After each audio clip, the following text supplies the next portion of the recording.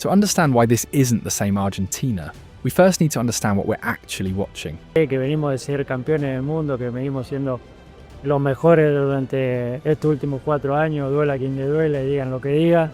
Y hoy una vez más nos ponemos entre los 2 mejores del mundo y eso demuestra que todo lo que hicimos no es casualidad y que nadie nos regaló nada. Conseguir 2 finales del mundo seguidas es para poco y este grupo lo consiguió. England may have invented football, but very few nations have ever understood it quite like Argentina, because Lionel Scaloni's side aren't just the current world champions. They aren't just back-to-back Copa America winners either. Argentina are now back-to-back World Cup finalists, and that means they are only 1 match away from doing something no men's national team has ever done before, winning 2 straight World Cups, while also winning 2 straight continental titles. A double back-to-back, something that once sounded impossible. And that's exactly why watching Argentina feels so special. Somos únicos, de verdad, y no es arrogancia, de corazón, somos únicos.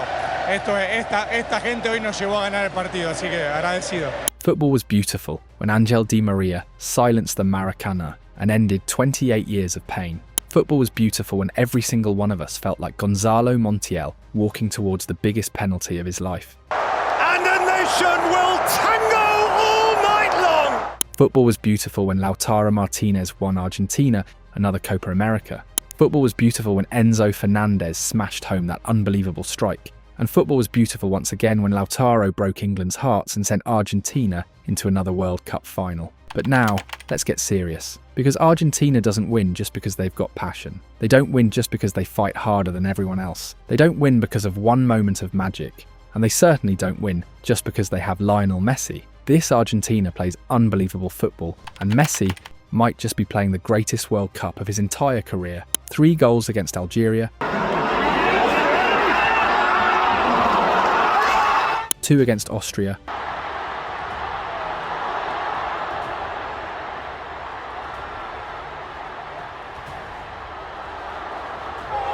one against Cape Verde, a goal and an assist against Egypt,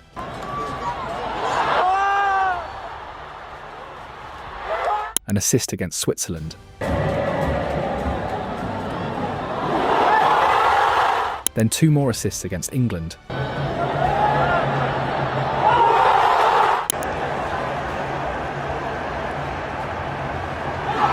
just Leo Messi doing Leo Messi things. Listen, when Messi switch on, everybody gets scared, even the fans, even us up here in the studio. By reaching this final, Messi became the first player in history to play 3 World Cup finals with Argentina. 2014, 2022, and now 2026. A career that already looked untouchable somehow keeps getting even bigger. After knocking England out while putting in another masterclass, Messi now has the chance to do something only Pelé has ever managed: win 2 World Cups. But behind Messi, there is something even bigger. There is a project led by Lionel Scaloni. After the semi-final against England, Scaloni equalled Carlos Bilardo's record by managing his 14th World Cup match with Argentina. Vamos a intentar ganar, vamos a dejar todo, pero ya después de esto es muy difícil intentar que la gente entienda lo que demuestran los jugadores. Es impresionante. And for everyone who says Argentina has had an easy ride, since Scaloni took over, Argentina have never lost to a European side at the World Cup. 8 wins, 3 draws. Not a single defeat. Add to that the 2021 Copa America, the 2022 Finalissima, the 2022 World Cup, the 2024 Copa America. More than 100 matches in charge, 76 wins, only 9 defeats, a 78% win rate, a 36-match unbeaten run, historic wins away in Uruguay, Venezuela,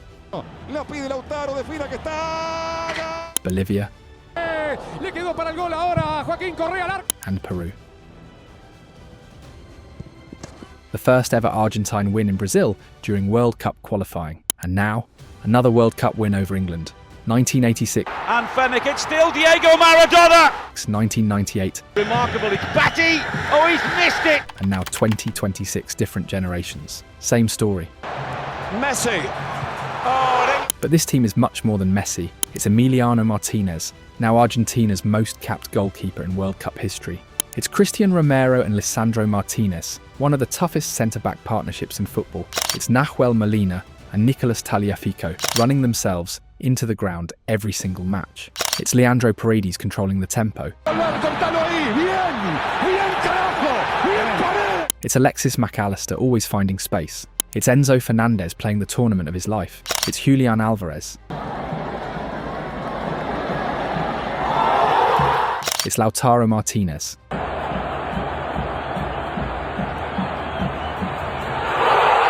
It's quality everywhere you look. And that's exactly why Spain should be worried.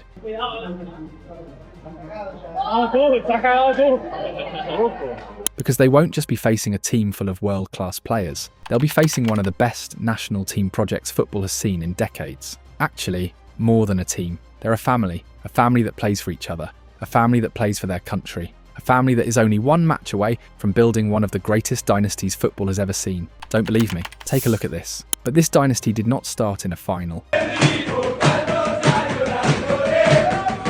It started from the ground. After Russia 2018, Argentina were broken, confused, emotionally exhausted. Years of lost finals, burned managers, Messi questioned, and a generation that looked cursed to stay one step away from everything. And then Lionel Scaloni appeared. Not as a saviour, not as an announced genius, as an interim coach, almost by accident. His first match was a 3-0 win against Guatemala in September 2018.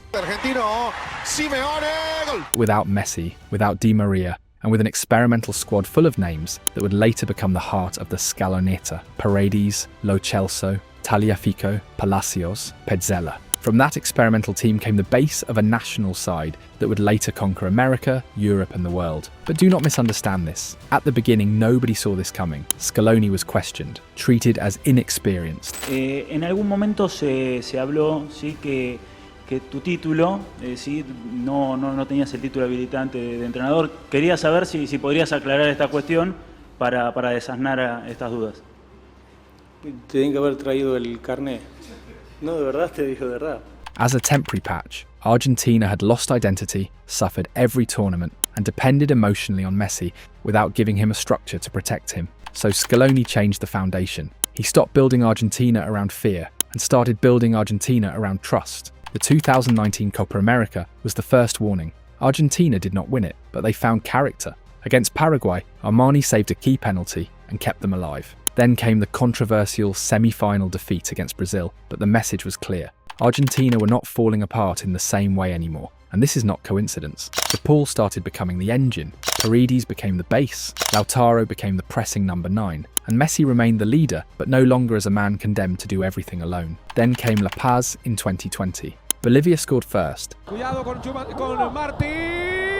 Lautaro pressed until he forced the equaliser, and Joaquin Correa made it 2-1. Argentina won in Bolivia for the first time in 15 years. A barbarity. That was not just a qualifying win, it was proof that this team could suffer, respond and win where previous Argentina teams used to break. Then they won in Peru after 16 years.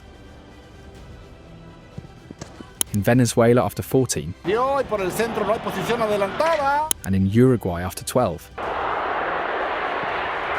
Scaloni was not only winning matches, he was erasing traumas. And then came the Maracanã, July 10th, 2021. Argentina against Brazil, Copa America final. 28 years without a major title. Messi carrying a weight that no longer looked human. Then De Paul drew the perfect pass, Di Maria controlled it, lifted the ball over Edison and broke the wall. That night, Argentina did not just win a trophy, a country was released. Messi lifted his first major title with Argentina. Di Maria reconciled himself with history, and Scaloni stopped being a temporary coach. But this was not the end. In 2022, Argentina went to Wembley and destroyed Italy in the Finalissima, 3-0 against the champions of Europe. Messi conducting, Lautaro scoring, Di Maria appearing in another final, Dybala closing the party. That night, the world received the first serious warning. Argentina were not just an emotional team, they were a competitive machine. Then came Qatar, and Qatar started with the hardest punch, Saudi Arabia. The 36-match unbeaten run was over. The whole world thought the Scaloneta had ended. But then came the phrase that defines this era. And Argentina did not let them down. They beat Mexico, with Messi opening the match when the ball was burning. They beat Poland with authority. Chance for the shot! Against Australia, Dibu Martinez made a final save that was worth a life. Against the Netherlands, Molina scored after an impossible Messi assist. Argentina survived the cruelest equaliser, and Dibu devoured the penalty shootout. Against Croatia, Messi humiliated Gvardiol, and Julian Alvarez ran as if he had an entire country on his back. And in the final against France, Argentina touched eternity. For 78 minutes, they danced against the world champions. Messi struck first. Di Maria finished a perfect collective move. Mbappe brought France back from the dead. Messi put Argentina ahead again. And Dibu made the greatest save in World Cup history against Kolo Muani. Then Montiel walked toward the penalty spot. And for a few seconds, every single one of us was Montiel. Argentina stitched the third star onto the shirt. The lost generation became the greatest generation in Argentine history. But even dynasties face doubt. In November 2023, after a historic win against Brazil at the Maracanã, Scaloni shocked the world by admitting he needed to stop and think. The bar was too high. Necesito pensar porque la vara está muy alta y está complicado seguir ganando. For a moment, Argentina imagined losing the man who had rebuilt everything. But Scaloni breathed, recovered, and chose to continue. He could have left after touching the sky, but he stayed to defend it. Copa America 2024. Final against Colombia. Messi injured. Tears on the bench. And still Argentina found the answer. Paredes recovered. Lo Celso filtered the pass. And Lautaro Martinez scored the goal of the back-to-back Copa America. He does not need many minutes to hurt you. He needs one chance. Cold blood. Timing. That is what Lautaro gives you. He is the most decisive player when the match asks for cruelty. And now Argentina are one match away from the double back-to-back. Back-to-back Copa America. Back-to-back World Cup. 90 minutes away from something no men's national team has ever done. Scaloni has now gone beyond 100 matches in charge. With more than 75 wins, only a handful of defeats, more than 200 goals scored, a defence that almost never breaks, and 65 players handed their debut. He won in Brazil for the first time in Argentine World Cup qualifying history. He beat Brazil 4-1 without Messi. He extended Argentina's story against England, and he turned Argentina into a national team that no longer lives from memories. Now Argentina manufacture history, but be careful. This team does not only attack, it defends, it suffers, it manages moments, it knows how to win ugly.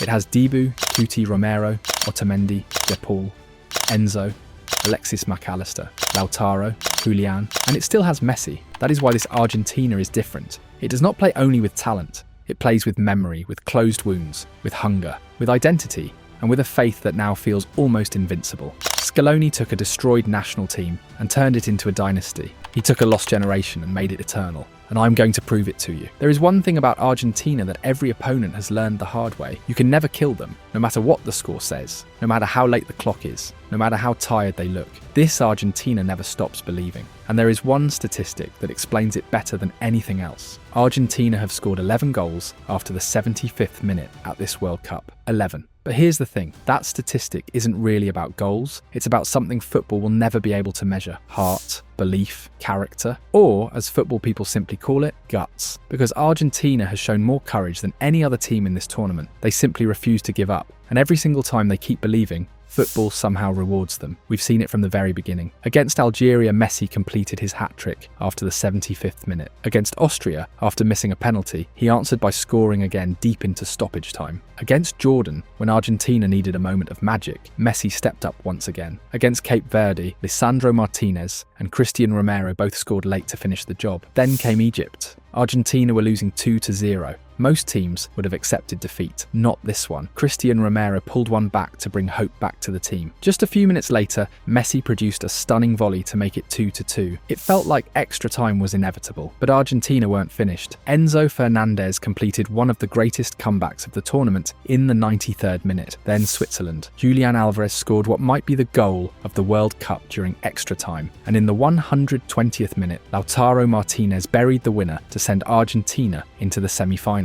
Then England. Enzo Fernandez smashed home another brilliant goal in the 85th minute, and in stoppage time, Lautaro Martinez finished the game with what he later admitted was the goal he had dreamed about his entire life. La primera vez que mi viejo me compró un par de botines, siempre soñé con hacer este gol. 11 goals after the 75th minute. That isn't luck. That isn't a coincidence. That's the mentality of champions. And the biggest reason behind it is wearing the number 10. Because Lionel Messi has once again reminded the world why he is the greatest footballer who has ever lived. Against Algeria, he scored 3 goals. Against Austria, he missed a penalty, but instead of disappearing, he became unstoppable. Against Jordan, he produced a stunning free kick. Against Cape Verde, he perfectly timed his run onto Lisandro Martinez's incredible long pass, controlled it beautifully with the outside of his boot, and finished with his second touch. Against Egypt, Messi missed a penalty early in the match, but with just 12 minutes left, when Argentina needed him the most, he stepped forward once again. First, he delivered the cross that allowed Cristian Romero to score and give Argentina hope. 4 minutes later, he struck a magnificent volley to level the match. That's what makes Messi different. Failure never changes who he is. It only makes him more dangerous. And against England, he reminded everyone of the young Messi. He ran more than he had in years. He fought for every loose ball. He was impossible to stop. Time after time, he drifted in from the right wing, attracting defender after defender. That movement left Enzo Fernandez completely free to score one of the best goals of the tournament. A few minutes later,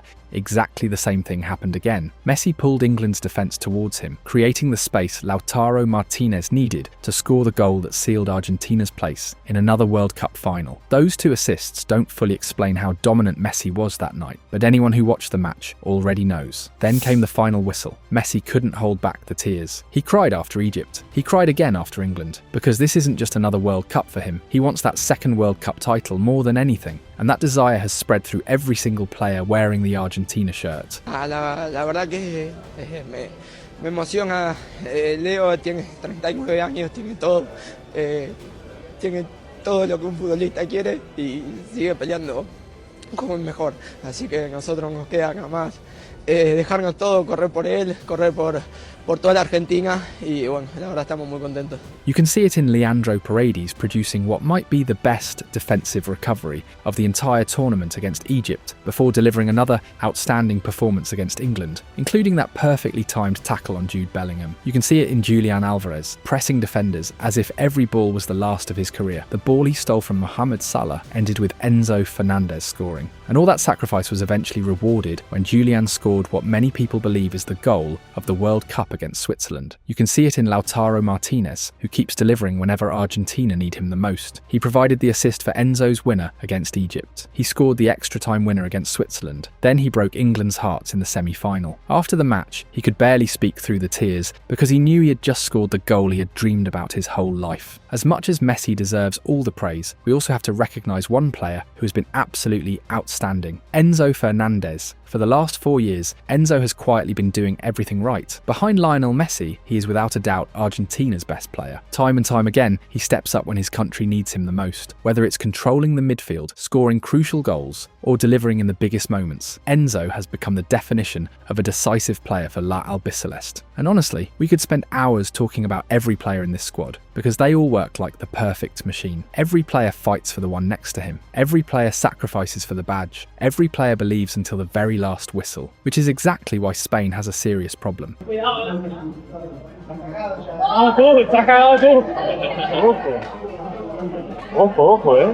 la final, ha dicho Eric García. Because they won't just be facing one of the best teams in the world, they'll be facing a family willing to sacrifice everything for each other. And leading that family as the leader is the greatest footballer in the history of the game. That's why Argentina commands respect, because talent can win matches, but belief, courage and togetherness win World Cups.